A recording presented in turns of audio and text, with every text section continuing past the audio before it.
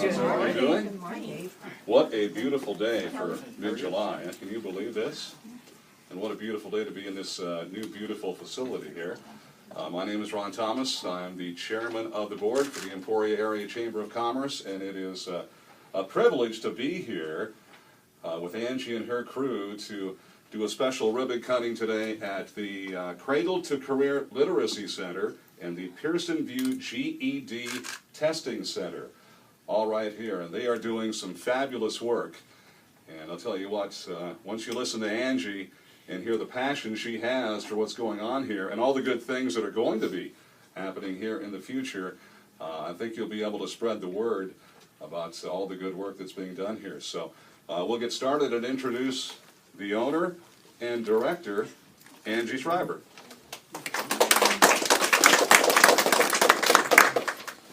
Well, thank you everyone for coming. We're very excited about the things that are happening here at Cradle to Career.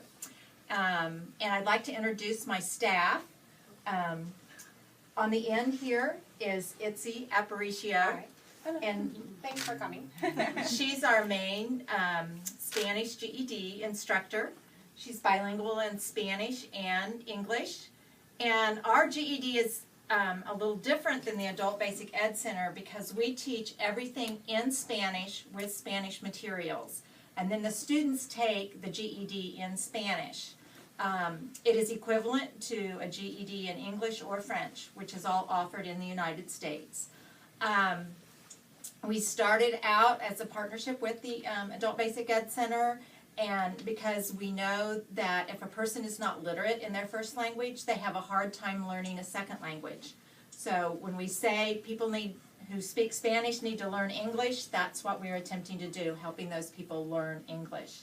So we then got a wonderful grant from the Emporia Community Foundation, which allowed us to purchase the computers and become a testing center. And so we're very excited about that.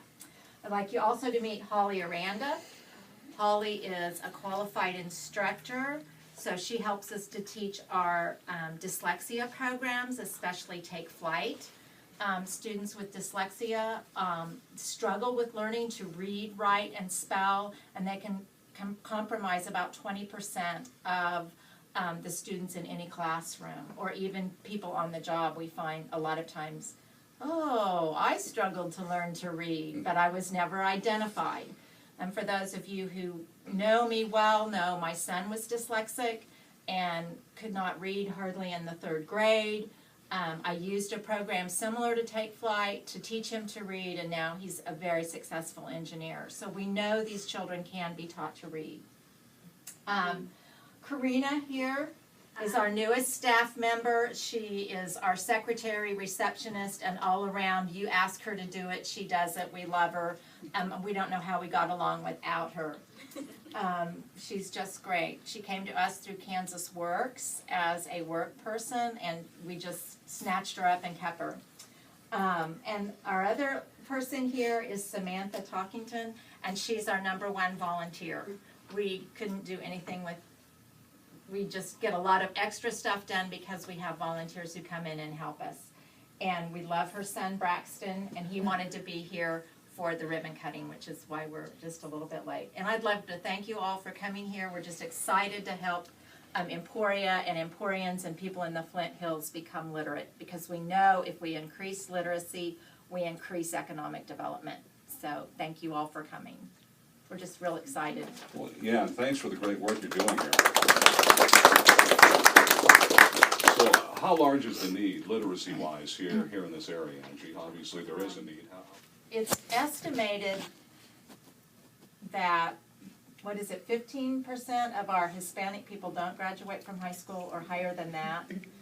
And if you look at the statistics from even USD 253, approximately 30 to 40% of our students are not at benchmark or where they should be in literacy. And so we know that those students are going to struggle to learn to read, write, and spell. So it can be quite large. So I would assume that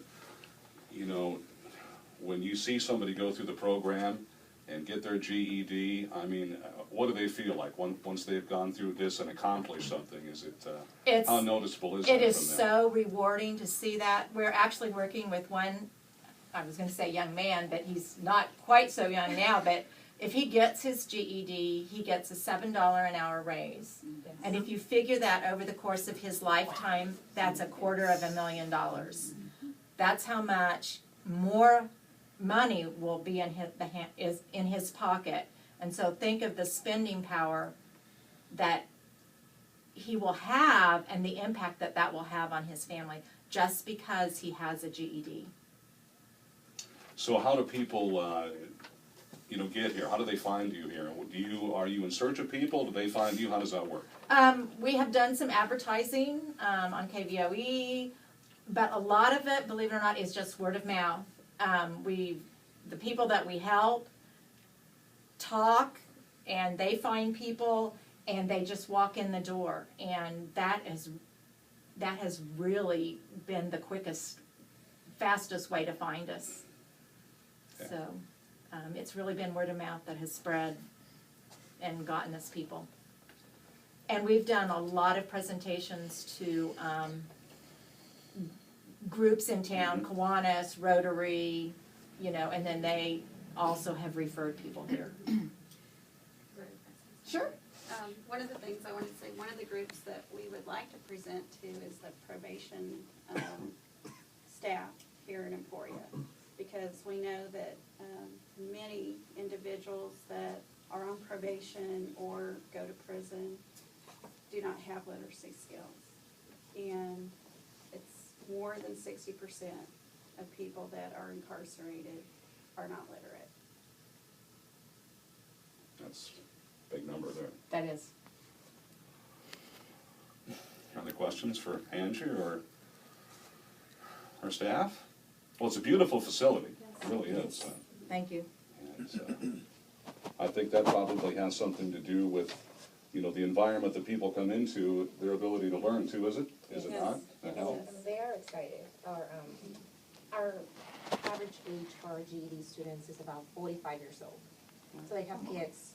They came here from Mexico, El Salvador, their home countries when they were little. And something is hard for us to understand is we were blessed enough to be in a country where if you're a 6-year-old or 7-year-old, you can go to school. They didn't. So they work since they were younger, and now is their chance to finally learn. And it's amazing how excited they are. How after classes they're asking questions and how they're happy, and how they even tell us, you know what, I could actually help my daughter with her homework for the first time. So it's amazing. Yeah. Oh yes, I bribed them last year. We actually took them to a trip to Chicago, and the first time they actually went to a museum. So we saw fossils. We focus a lot on the Holocaust because I think it's really important for them to see how humanity can be, not only in a bad way but in a good way. And they had a Holocaust exposition at the Film Museum. So they were, oh my gosh, like we got to see this, and they were so excited. And they talk about the fossils, what we saw, and it's just amazing. It's literally you see kids and grown-ups. And the possibilities of what they can do after they're done, when they actually start comprehending that they can do better, that they can, do things. We have ladies that work at Dolly their whole lives, and now they're talking about being executive assistants, not secretaries, okay? She says, I want to be an executive assistant. Or they want to go, take some type of they want to be nurses, or they want to work in retirement homes and helping people. So it's amazing. I love coming here because we are really making a difference. We're helping people. It's exciting. I bet it is. Yes. Knowledge is power, Yes. and it gives people choices. Yes. So, And many of our students had never even been out of Lyon County as adults. So that was a great experience for them. it's kind of hard for us to think that we live in the same city, but our options or our capabilities of doing things are night and day. It's hard sometimes to understand. Some people are like, really? Does that really happen? Yes, it does happen in America, in Emporia, Kansas, it happens. Well, that's great. Great stories. So, Yeah, it's been an eye-opening experience for me. I always say that I'm the only one that doesn't speak Spanish in this office, and I'm like, how can people not have been out of Emporia? Or even, we took them to the planetarium at ESU, and many of them hadn't even been on Emporia State University's campus, and I'm like, I have 2 degrees from Emporia State, how can you not have been on the campus? But that's just not part of their world. But now that's a goal For them. And they know that it's possible. And it's not just possible for their children, it's possible For them. And they believe that now. Well, it has to be exciting too to see such an eagerness to learn Yes. Yes, and Yes. want to. yes. I mean, that's It's great. very rewarding. It is great, yeah. So. Well, good. Well, thank you very much. Good. That's great work. Take the opportunity to introduce everyone here. Go ahead, Casey. Be sure and be like, oh, sure, I'm an ambassador. Ron, can you squish in just a little? I can squish. And that means you too, Janelle. Yeah. I mean, it's July. Can you actually cut it? Okay, I'm gonna take a few pictures before we cut. I'm gonna eat pop. As well you should. Okay, let's cut the ribbon on 3. 1, 2, 3. Yay!